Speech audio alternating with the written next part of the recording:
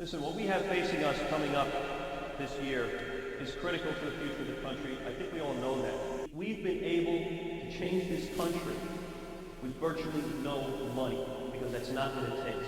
It takes resolve, it takes people who want to work hard, and it takes that eternal vision. Well, they say it's Tea Party power at the polls. Until now, you know, the Tea Party has affected races, such as helping elect Senator Scott Brown in Massachusetts, for example. And several Tea Party members are running for Congress and other offices around the country. But this past week, the first Tea Party member actually won an election to public office, but there is a recount. On Tuesday, New York Tea Party organizer Dean Murray, who you see here, topped the Democrat in a special election for the New York State Assembly from Long Island. He won by 2 points, 51 to 49%, but the absentee ballots haven't been counted, so his apparent victory has not yet been officially certified. Despite that, Mr. Murray seems to be on the verge, as far as we can tell, of being the very first Tea Partier to actually become an elected public official.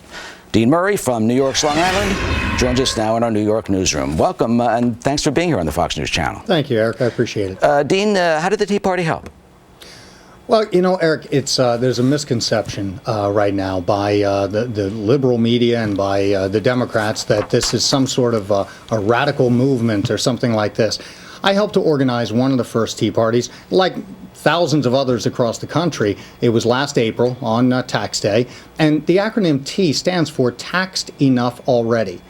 What this movement is about is it is about ordinary citizens, taxpayers, hardworking people that have just had enough. They want accountability. And the other side thinks this is some radical organized movement. It's not. It's a movement made up of the people for the people. Well, you know what they say, that they're just angry Americans, that you're just too extreme. But you were the Republican candidate. It was a real race. It was a special election, and you topped the Democrat so far, 51 to 49%. As I said, why did that happen? Well, again, I think it tapped into the anger of the ordinary people. And anger is a good word to use, because I said before that a year ago, people were afraid. They didn't know what was coming. Now they're just angry. We're seeing bailouts. We're seeing irresponsible spending in all levels of government. And the people are speaking out now, and they're coming to the polls, and that's where they're being heard. When they pull that lever, they're starting to be heard. But the other side's still not getting it. You know, what's interesting is you were the Republican, and in some cases, some Tea Party members are opposing some Republican candidates. One candidate that you were with, Chris Cox, is President Nixon's grandson. Right. His father is chairman of the state Republican Party, was there in the Republican headquarters with you. I can't think of a more status quo type of Republican.